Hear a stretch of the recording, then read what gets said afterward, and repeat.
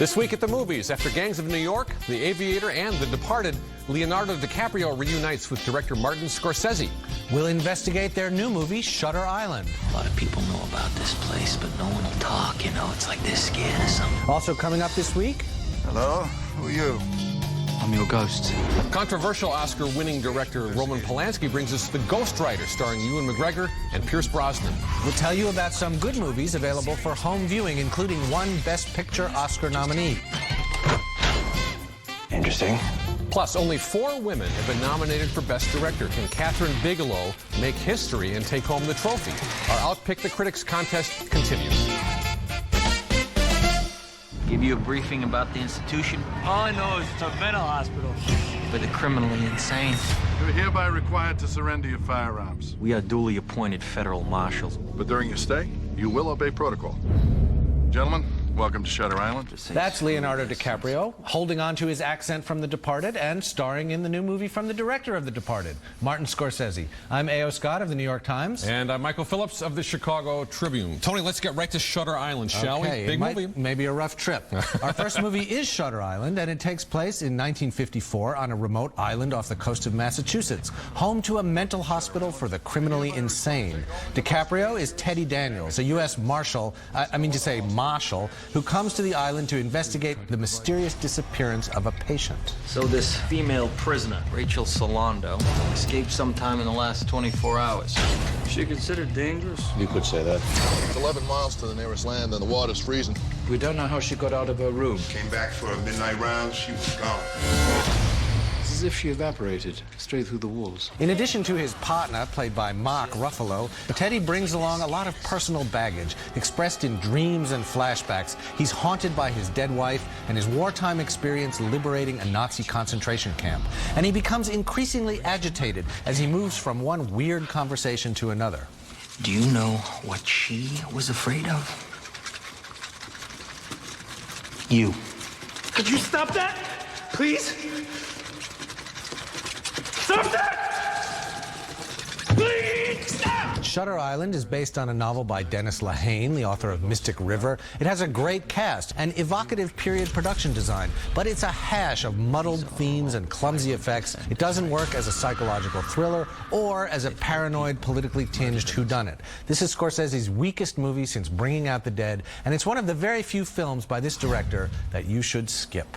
I'm afraid I say skip it too, Tony. You remember Samuel Fuller's Madhouse thriller, Shock Corridor? Yes. This is like Schlock Corridor. We can't talk about too much about what happens in the second half of the plot of Shutter Island. Except that you see it coming for most of the time before and it happens. I think reading the book, you don't get so far out ahead of the action as you do with the film. And I don't think Scorsese has ever made a picture that relies solely on one big surprise and how well you can kind of lead up to it and do the sleight of hand. This is, frankly, it's kind of junky material. It is, and he doesn't, I think, find his way, nor does DiCaprio, into the ambiguities. There's a sense of mystery and dread that is supposed to be building up through all of these dream sequences and hallucinations and flashbacks, but it doesn't. They're just distracting and confusing. And I have to say, some of the Holocaust flashbacks are borderline offensive. I think over the border. Given how they're going to be used and what they're going to add up to, which is to say pretty much nothing. Now, here's the other thing. Okay, Scorsese is the whole first half of this picture, the tone and the visual style is so hysterical and over the top. By the time you actually get to the point in the picture where it has to start, really playing with your mind like fantasy reality games, by then you kind of just settle in for this series of deadly two-person conversations that I felt like I was back at the end of Psycho with Simon Oakland kind of plotting through explanations. Except again and again and again. You have one with Emily Mortimer, you have one with Patricia Clarkson, you have one with Jackie Earle Haley. Who's good, they're all good. A bunch with Ben Kingsley, but it adds up to really kind of less than nothing. Big disappointment, Tony. But even a misfire like Shutter Island reminds us of why Martin Scorsese's best work remains so vivid in moviegoers' imaginations. He's been remarkably consistent about putting the audience inside the fevered, obsessive mind of someone dealing with circumstances beyond his control. That's what he's trying with Shutter Island, but it doesn't quite work. And a lot of times that person was Robert De Niro in Raging Bull, in Taxi Driver, in one of my favorites, King of Comedy. In each case, you know, the character of the obsession is different, the circumstances are different, but you're taken into that character's sometimes very unpleasant and disturbing very itchy state reality. of mind. Yes, very itchy. And I think, I mean, the picture we're dealing with today, Shutter Island, it relates, I think, most closely to Cape Fear, because you know, that's pulp fiction at its you know, at its rawest. And bad weather. Bad weather, absolutely. And I think, but what you have in Shutter Island is you have an entire picture that's filmed with this kind of intensity. And I find you guilty, counselor. Guilty of betraying your fellow man. Guilty of betraying your country. Guilty of abrogating your oath. Guilty of judging me and selling me out. Tony, Shutter Island starts at this pitch, and by the time you're supposed to be drawn into the mystery, you're already ahead of it, and you're just thinking, you know, enough with this technique. Doesn't work here. And also, I think that the other thing that Scorsese is really good at is showing how groups of people, in particular groups of men, work together. The kind of codes of behavior and interaction. You know, that's certainly something that's interesting in The Departed, in some of the station house stuff. Goodfellas. It's there in Casinos, and especially in Goodfellas, like in those nightclub sequences where Ray Liotta is explaining how this reality of the mob works. If we wanted something, we just took it.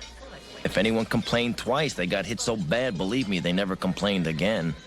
It was just all routine, and you didn't even think about it. He evokes reality so well and with such style in scenes like that.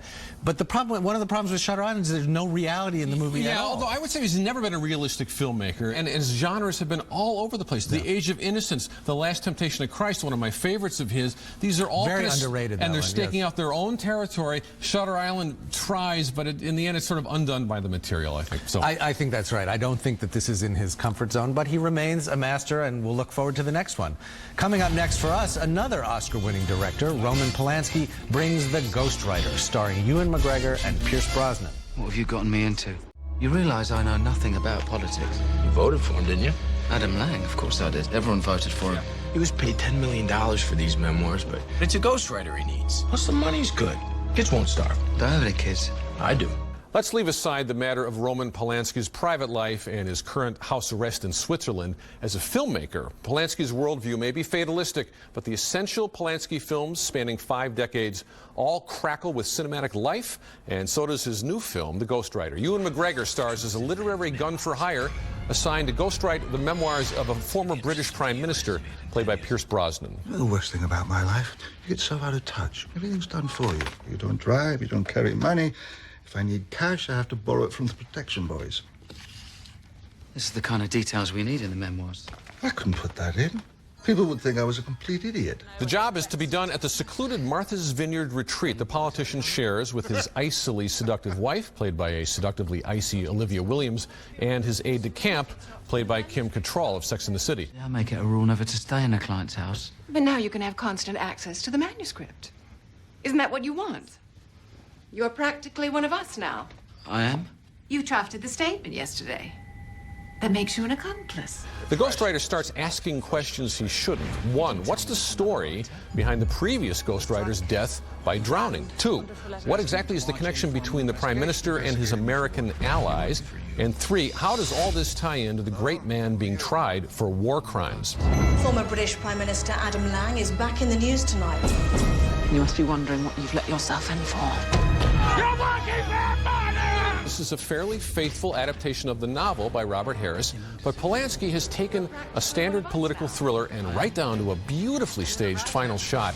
He has turned it into a crafty black comic exercise in justifiable paranoia, and in Polanski's universe, that's the only kind of paranoia there is. I say see it. Yes, see it. This is a nice, stripped-down, spare, modest little thriller. Yeah. Really smart, and it really keeps you off balance in a great way. I mean, because you're with this guy who doesn't know anything about politics. He doesn't know what he's getting into. He's doing this job for the money, and he ends up in this kind of weird world where he doesn't know what anyone's agenda is, what's going on, and he has to piece it together, and you have to piece it together with him. And it's just great, you know, kind of intense, intimate, smart filmmaking. And I'd say more than anything, this is a real triumph of tone. I think Polanski's got a sense of humor, jaundiced beyond measure, but he has managed to get all these actors, including great supporting players like Tom Wilkinson playing this duplicitous, you know, shadowy political figure in the background. Harvard professor, Very good. And you know, any other director, even any other screenwriter, might have just turned this into kind of a totally routine thriller. This feels like it really has a personal statement within it. And it feels like there's something at stake. It feels, you know, this will remind people of recent political events. The character,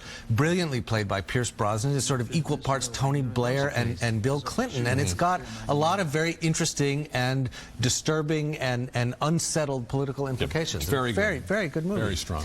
And the Ewan McGregor character, a helpless individual at the mercy of forces beyond his control or comprehension, that's pretty much the basic Roman Polanski scenario. No one has evoked that kind of claustrophobic paranoia better than he has. I mean, you go all the way back. This is a guy, he comes by it honestly. I think the sort of, you know, sense of dread and entrapment that you get in Rosemary's Baby or in an earlier film, French language film, Repulsion.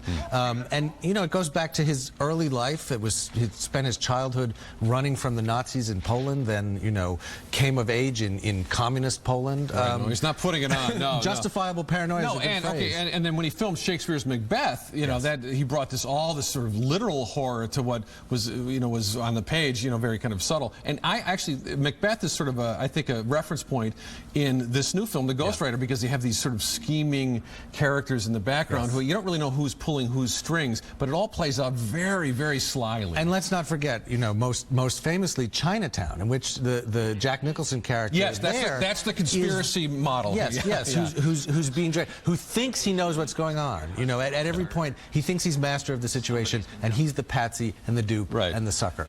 You may think you know what you're dealing with, but believe me, you don't. Why is that funny?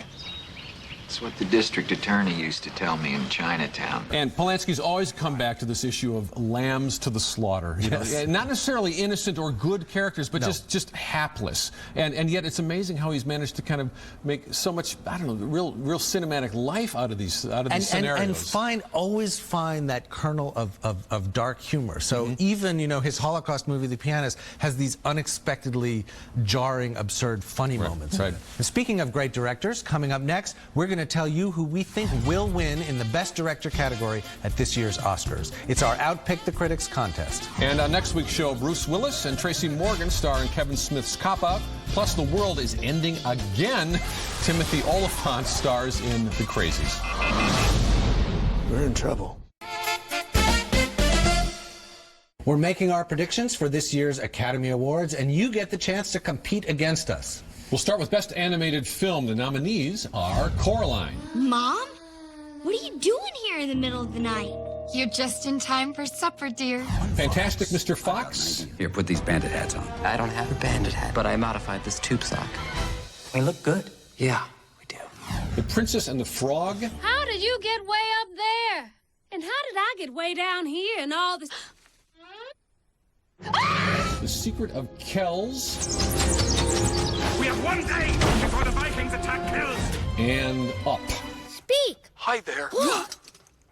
Did that dog just say hi there? Oh, yes. Bruh! And Tony, I think the winner will be Up. The Academy will vote for Up, I think. I do. Well, there's certainly precedent. You know, it's tough to bet against the Pixar horse in the race, but I think that this time it will be from the traditional, the revived traditional Disney animated wing, and it will be Princess and the Frog, which is a return for Disney to that kind of large-scale, princess-based musical spectacle. And I think that the Academy, out of nostalgia and also out of admiration for what this movie did and its popularity, will go with that. I don't know. That's insane, I think. And I think Up is it's a very sure thing, I think. I just feel the Academy cannot ignore it, so there you go. Do you give any credence? There is a theory that Fantastic Mr. Fox, that, you know, stop-motion animated Wes Anderson thing might sneak in alongside. Now, if anything, I think Coraline might have might be the dark horse in this, but I really think Up is the Academy's choice. I would love it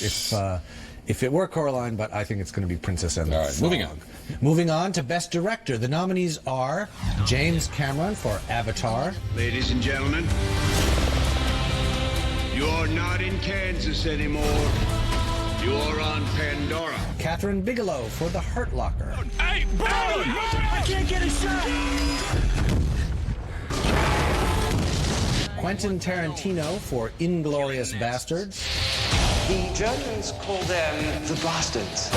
These Yanks have been them the devil. Well, we're all tickled to hear you say that. Lee Daniels for Precious, based on the novel Push by Sapphire. Something you do well? Nothing. Everybody's good at something. And Jason Reitman for Up in the Air. We weigh ourselves down until we can't even move.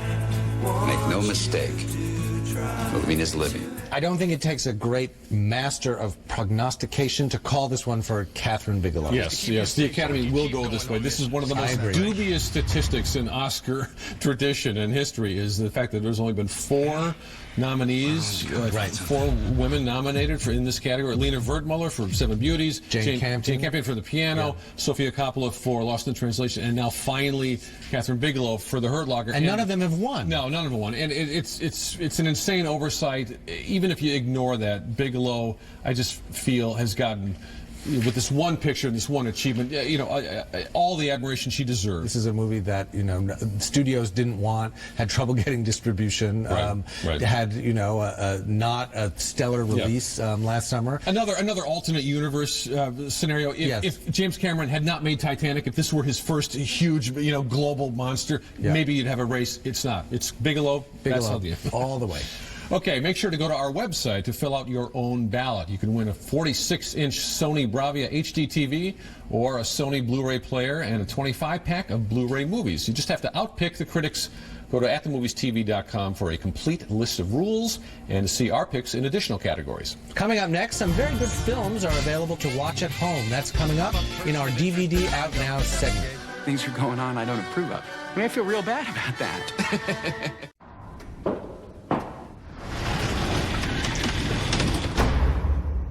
The rabbi is busy. He didn't look busy. He's thinking. Now it's time to take a look at DVDs out now. First up, the Coen Brothers' A Serious Man, one of the Best Picture nominees in the expanded field of 10 Yeah, this and year. one of the best pictures last year. And it's a completely divisive film, and I hope more people find it. It did not divide us. No, love it, love it. Me too. Also new on DVD, The Informant, starring Matt Damon. Would you be willing to wear a wire? We need your help. 7:30 a.m. I am approaching the entrance to the office. Good morning, Liz Taylor, secretary. You don't really need to narrate the tapes for us when you're making them. Just not a problem. Tony, I think Matt Damon got nominated for the wrong picture this year. This performance is really special. The Invictus work is good, but this is great. And as this sort of antic, strange, possibly delusional corporate whistleblower, I also really like the look and tone of this movie. This sort of just ugly, drab, cubicle world that it's set in Illinois, so back off, pal. Okay, sorry. We should also mention The Damned United, starring Michael Sheen. If you want to be loved as real champions, worthy champions, you're going to have to work and improve and change.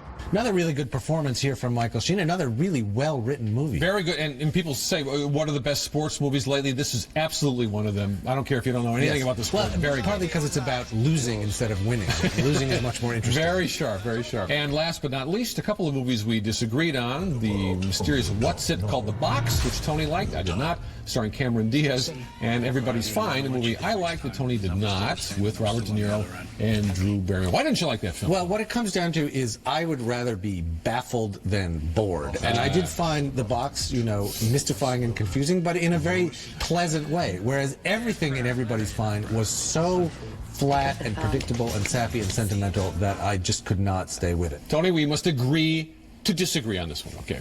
So, A Serious Man. A Serious Man is available now. The Informant, The Damned United, The Box, and Everybody's Fine will be in stores on Tuesday. Can't decide what to see in theaters? Stay tuned for my 3 to see. Closed captioning for At the Movies is sponsored by Hotel provided by Park Hyatt Chicago, Chicago's award-winning hotel and luxury dining experience, located in the heart of Chicago's Magnificent Mile on Water Tower Square. A midwinter grab bag in my 3 to see this week. Number 3 is Ajami, the Israeli nominee for the Best Foreign Language Film Oscar. It's a tough, eye-opening look at life on the mean streets of a mostly Arab neighborhood in Jaffa, just outside Tel Aviv. And number 2, I've got Percy Jackson and the Olympians, The Lightning Thief. A nice treat for young mythology buffs and kids who just can't wait for the next Harry Potter installment. And my number 1 pick, we talked about it on the show already, is The Ghostwriter, Roman Polanski's spare, smart political thriller with a darkly comic atmosphere and a sharp topical bite. We'll leave you with a recap of this week's show. Remember, you can follow us on Twitter and on Facebook. Just go to atthemoviestv.com to find out how. And join us next week for reviews of Cop Out with Bruce Willis and Tracy Morgan. Until then, we'll be at the movies.